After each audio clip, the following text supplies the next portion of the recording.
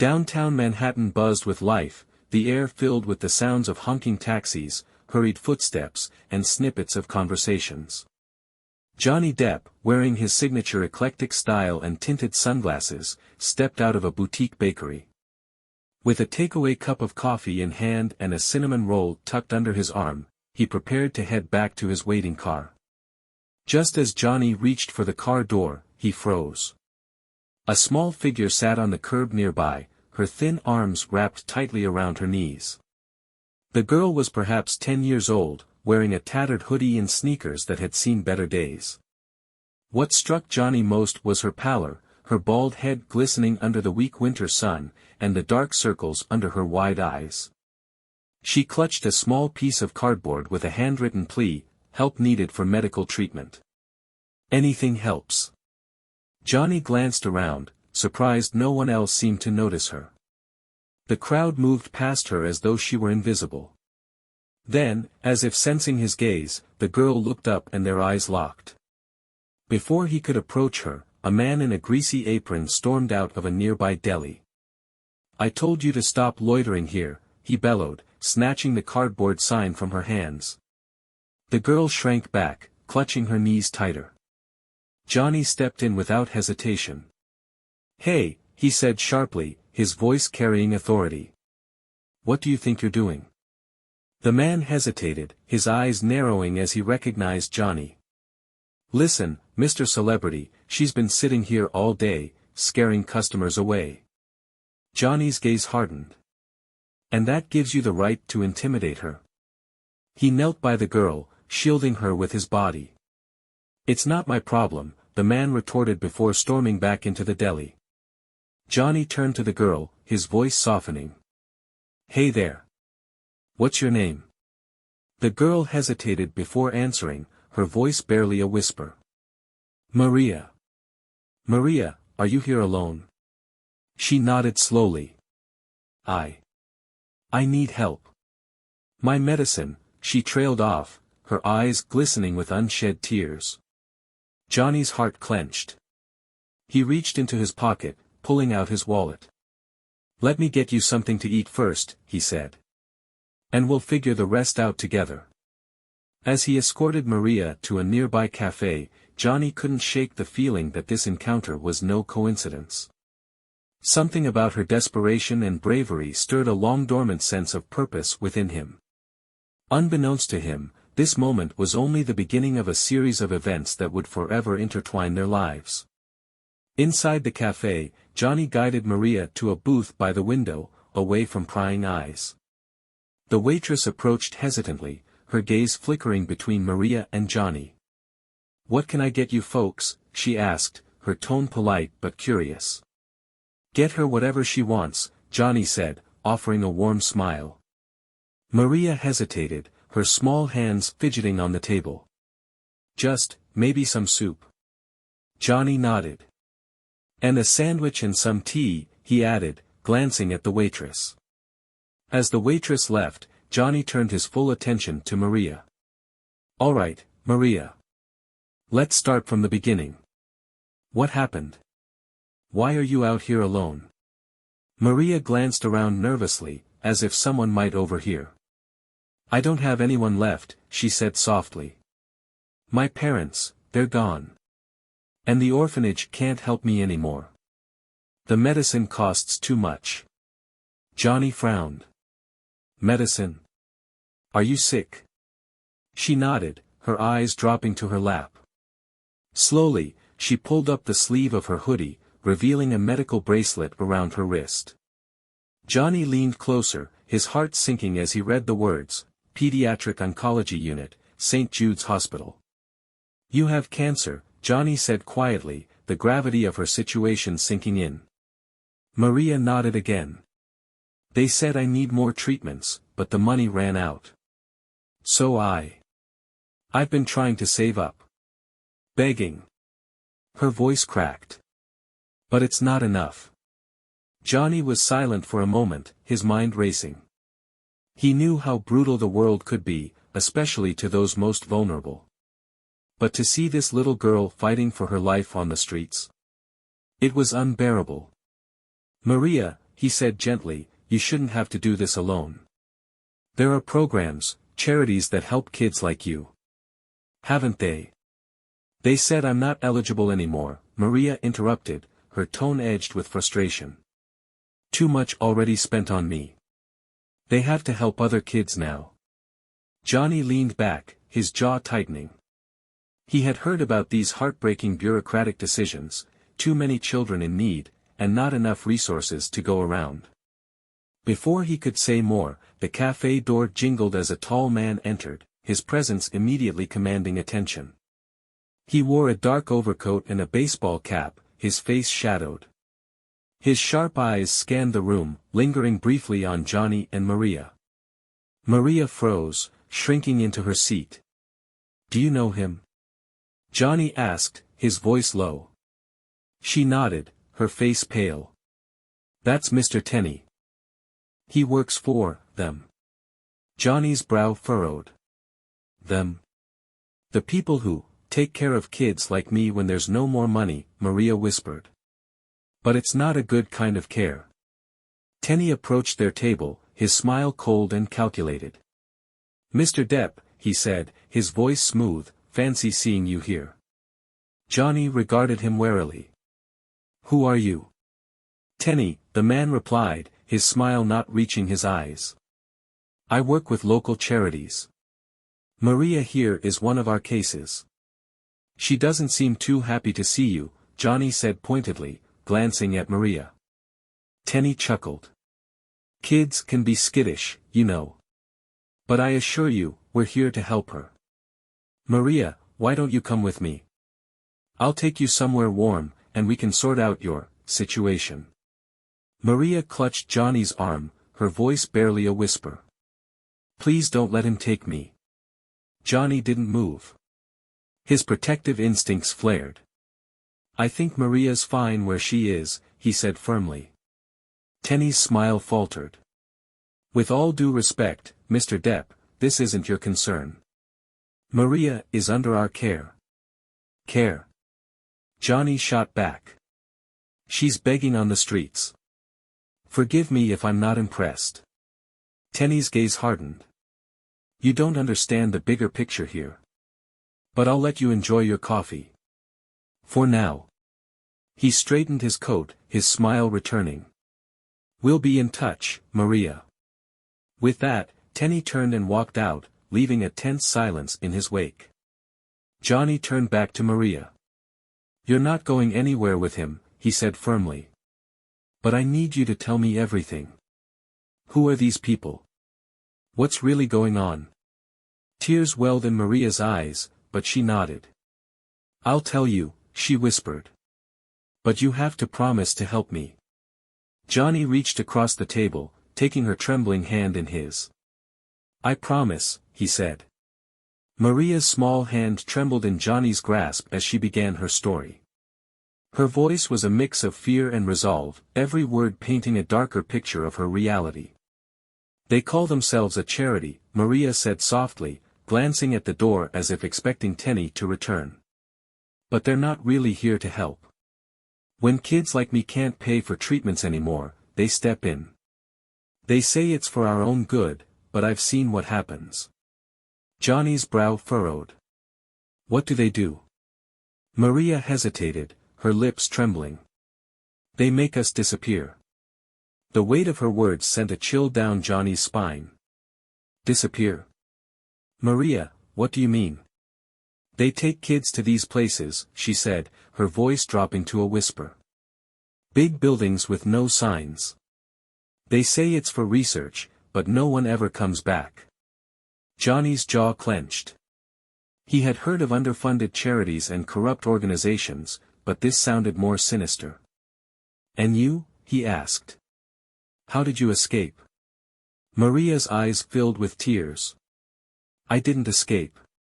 They let me go, for now. They said they'd come back for me when I was ready. But I ran. I've been hiding ever since. Johnny sat back, his mind racing. Maria was clearly terrified, and Tenney's calculated demeanor confirmed something wasn't right. He couldn't let her face this alone. Okay, Johnny said, his voice steady. We need to find out more about these people. Do you know where their buildings are? Maria nodded reluctantly. There's one near the docks. It's where they took my friend Sammy. I haven't seen him since. Then that's where we start, Johnny said. Maria's eyes widened in alarm. You're not going there. It's too dangerous. Johnny smiled reassuringly. I've faced a lot of danger, Maria. Pirates, curses, and angry directors. I can handle this. Her lips twitched in the faintest hint of a smile, but the fear in her eyes remained. Before Johnny could say more, his phone buzzed. It was his assistant, Samantha, calling about a missed interview. He silenced it, his focus solely on Maria. Listen, Maria, Johnny said, lowering his voice. We're going to figure this out. But first, I need to make sure you're safe. Do you trust me? Maria hesitated, then nodded. Good, Johnny said. Stay close to me. We're in this together. At the docks. The evening air was heavy with the scent of salt and rust as Johnny and Maria approached the docks. Shadows stretched long under the glow of flickering streetlights, and the distant hum of machinery provided a tense soundtrack to their journey. This is it, Maria whispered, pointing to a warehouse with boarded-up windows and a chain-link fence. A faded sign read, Seabreeze Foundation, authorized personnel only. Johnny's instincts screamed that this place was far from legitimate. He scanned the area, noting security cameras mounted above the gates and two men loitering near the entrance. We'll need to be careful, Johnny said. Stay close to me and keep quiet. Maria nodded, her small hand gripping his tightly. Johnny led her around the perimeter, looking for an unguarded entry point. They found a section of the fence where the chain link had rusted, leaving enough space for them to slip through. Inside, the warehouse was eerily silent, the air thick with the smell of antiseptic. Rows of filing cabinets and locked doors lined the walls, while stacks of boxes sat neatly in the center of the room. Let's start with those files, Johnny whispered, pointing to a desk with a computer and a stack of papers. As they rifled through the documents, Maria pointed to a folder marked Subject 12, Clinical Trial. That's Sammy's number, she said. He was Subject 12. Johnny flipped it open, his stomach turning as he scanned the contents. It contained medical records, photographs, and pages of clinical notes. One phrase stood out, non-viable candidate. Scheduled for transfer. Transfer. Johnny muttered. To where? Before Maria could respond, the sound of footsteps echoed down the hall. Hide. Johnny whispered, pulling Maria behind a stack of boxes. The door creaked open, and Tenny stepped inside, his voice low as he spoke into a phone. Yes, the girl's been spotted. She's with someone. No, I don't know who he is yet, but he's not a threat. We'll handle it. Johnny's grip on Maria tightened. They had to get out of there, fast. As Tenny turned toward the desk, Johnny motioned for Maria to stay low. They crept along the shadows, inching toward the exit. Just as they reached the door, Tenny's voice rang out. Going somewhere? Johnny turned to see Tenny's cold smile aimed directly at them. Leave her alone, Johnny said, stepping protectively in front of Maria. Tenny chuckled, his tone mocking. Do you even know what you're getting yourself into? This isn't a movie, Mr. Depp. There's no script to save you here. Johnny didn't flinch. Maybe not. But I know one thing, Maria's not going anywhere with you. Tenny's smile faded. You have no idea who you're messing with. As he reached for his radio, Johnny grabbed the nearest object, a heavy paperweight, and hurled it at the light switch. The room plunged into darkness. Run! Johnny whispered, grabbing Maria's hand. They bolted through the door, their footsteps echoing in the empty warehouse. Behind them, Tenny shouted orders, the sound of pursuit growing louder. Johnny and Maria burst into the night air, weaving through the maze of shipping containers. They reached the fence, squeezing through just as Tenny and his men emerged from the warehouse. "Keep running," Johnny urged, his adrenaline surging. As they disappeared into the night, Johnny knew they had only bought themselves time. The danger was far from over, but one thing was clear: whoever these people were, they were hiding something, and he was going to find out what. Johnny and Maria found temporary refuge in a small, run-down motel on the outskirts of the city. The neon sign buzzed faintly outside their window, casting a flickering glow on the peeling wallpaper. Johnny paced the room, his mind churning as Maria sat quietly on the bed, hugging her knees. "Maria," Johnny began, crouching to meet her eye level, "this is bigger than I thought. I need to make some calls. But first, we have to figure out our next move." Maria looked at him, her voice barely audible. "You're not going to leave me, are you?" Johnny placed a reassuring hand on her shoulder. "Not a chance, kid. We're in this together." He grabbed his phone and stepped into the bathroom, closing the door behind him. Dialing his assistant Samantha, he spoke quickly but quietly. "Samantha, I need you to dig into something for me. There's a group called the Seabreeze Foundation. They're operating near the docks, and I need everything you can find: owners, funding sources, scandals, anything." Samantha's sharp intake of breath told him she understood the urgency. "Got it. I'll get back to you ASAP. But Johnny, are you okay?" Johnny glanced at the bathroom mirror, catching his own tired reflection. "I'm fine. Just, keep this quiet. No media. Not yet." He hung up and returned to the room, where Maria was watching the window nervously. "They'll find us," she murmured. "They always do." Johnny sat beside her. "Not if we stay ahead of them. I promise, Maria, I won't let them hurt you." The breaking lead. The next morning, Johnny's phone buzzed. Samantha had sent a file containing her findings. Johnny scanned the information, his brow furrowing as the pieces fell into place. The Seabreeze Foundation was a front for a shadowy organization conducting unregulated medical experiments. They targeted vulnerable children, labeling them as non-viable to avoid accountability, and subjected them to dangerous trials in exchange for funding from questionable sources. Johnny's stomach churned.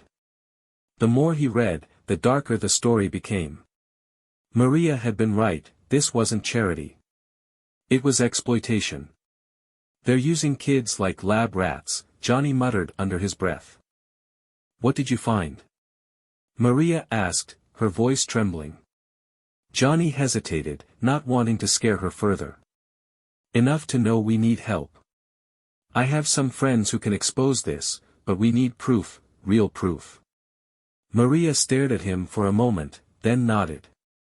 "I can help. I know where they keep their records. If we can get inside again." Johnny shook his head firmly. "No way. I'm not putting you in danger."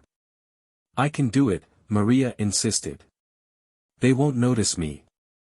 I've been invisible to them my whole life."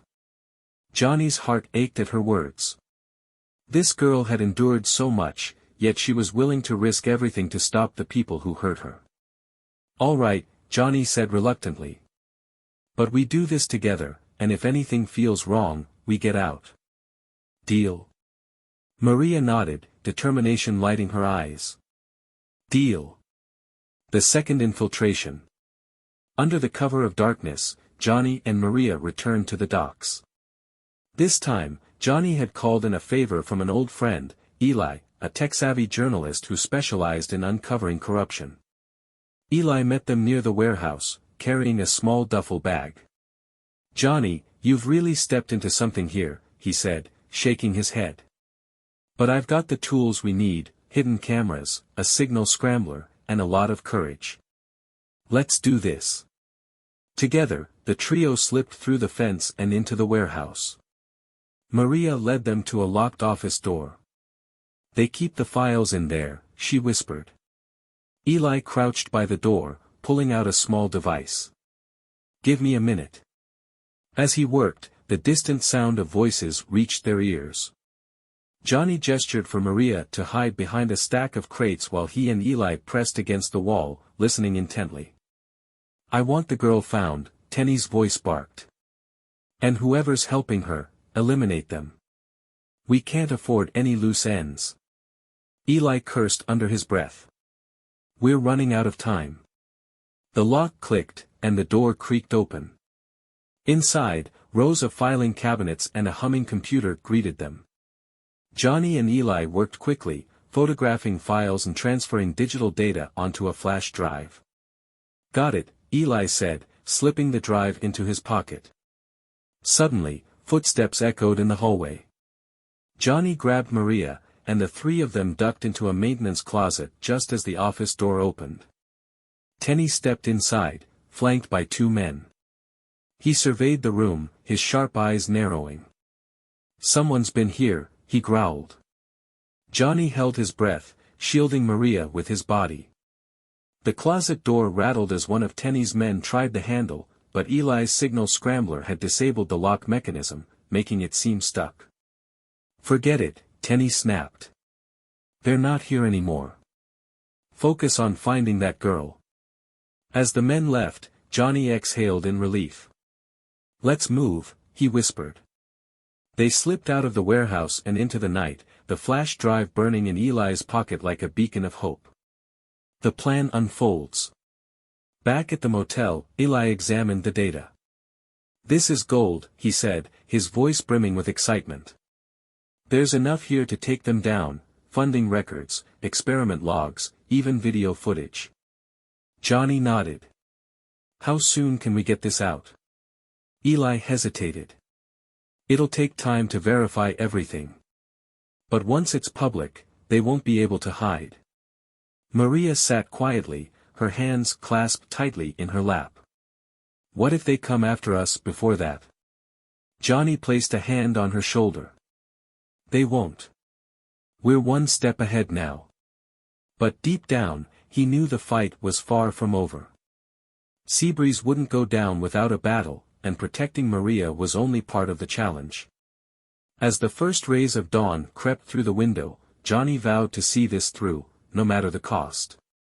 The following morning, the atmosphere in the motel room was tense but determined. Eli finalized his work on the data, preparing it for an explosive release to trusted journalists and advocacy groups. Johnny, meanwhile, focused on Maria, ensuring she felt safe. "We're going to end this," Johnny told her, his voice calm but resolute.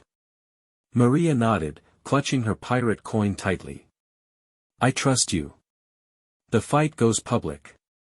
By midday, Eli had sent the files to his network of contacts, each carefully chosen for their integrity and reach. Within hours, the exposé hit the internet, and news outlets across the country began reporting on the horrifying practices of the Seabreeze Foundation. The hashtag #SaveTheInvisibleKids trended worldwide, sparking outrage and calls for justice. Johnny's phone buzzed non-stop with messages from friends, fans, and even organizations offering help. "Stay focused," Eli reminded him. "This is when they'll come after us the hardest." The final confrontation. Their fears were confirmed later that evening when a black SUV pulled up outside the motel. Johnny peered through the curtains and spotted Tenny stepping out, flanked by two burly men. "They're here," Johnny said, his voice low. Eli quickly shut his laptop and stuffed it into a backpack. "We need to move, now." Johnny turned to Maria. "Stay close to me, okay? No matter what." Maria nodded, her eyes wide with fear but filled with trust. As they exited through the back of the motel, the trio heard footsteps closing in. Tenny's voice called out, smooth and menacing. "You can't run forever, Mr. Depp. Hand over the girl, and no one gets hurt." Johnny clenched his fists, his protective instincts kicking into overdrive. "Not a chance." The chase led them into an alleyway, where Tenny and his men cornered them. Johnny stepped forward, shielding Maria and Eli. "This ends now, Johnny said firmly. Tenny smirked. You're out of your league, Depp. You're a celebrity, not a hero. Johnny squared his shoulders. Maybe. But I know right from wrong, and what you're doing is pure evil. Before Tenny could respond, the sound of sirens pierced the air. Blue and red lights illuminated the alley as police cars surrounded the area. Eli grinned. Looks like your time's up, Tenny. Tenny's expression darkened as officers poured into the alley, weapons drawn. Hands in the air, one of the officers barked. Realizing he was outmatched, Tenny reluctantly raised his hands. You've made a big mistake, he snarled at Johnny. Funny, Johnny said with a smirk. I was about to say the same to you. A new beginning. In the days that followed, the fallout from the exposé was massive. The Seabreeze Foundation's operations were shut down, and Tenny, along with several high-ranking members, was arrested on charges ranging from fraud to endangerment. Maria was placed under the care of a reputable children's hospital, where Johnny ensured her treatments were fully funded. Her prognosis, though uncertain, improved with each passing day.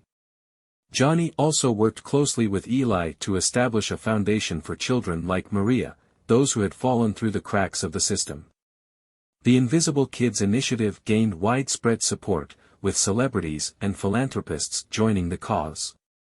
A quiet moment. Months later, Johnny visited Maria in her new foster home, where she greeted him with a beaming smile. Her hair was just beginning to grow back, and her cheeks had a healthy flush. Captain Jack, she exclaimed, running into his arms. Johnny hugged her tightly, a lump forming in his throat. How's my first mate? Stronger every day, Maria said proudly, holding up the pirate coin he'd given her. Johnny knelt to her level. You're the bravest pirate I've ever met, Maria. And I'll always be here for you. As they sat together, Maria pulled out a drawing she had made, a picture of a ship sailing into the sunset, with Captain Jack and Maria's adventures scrawled across the top. Johnny chuckled, his heart swelling with pride. You've got a future as an artist, kiddo. Maria grinned. Maybe. Or maybe I'll just be a pirate like you. Johnny winked. Whatever you choose, you'll be amazing. As he left her home, Johnny felt a profound sense of purpose. Maria's fight had changed him, reigniting a passion for making a difference. He knew the journey wasn't over, for her or for the other children still waiting for a chance. But for now, he was content knowing that he had given Maria something priceless, hope. And somewhere out there, the Black Pearl sailed on, ready for its next adventure. The end.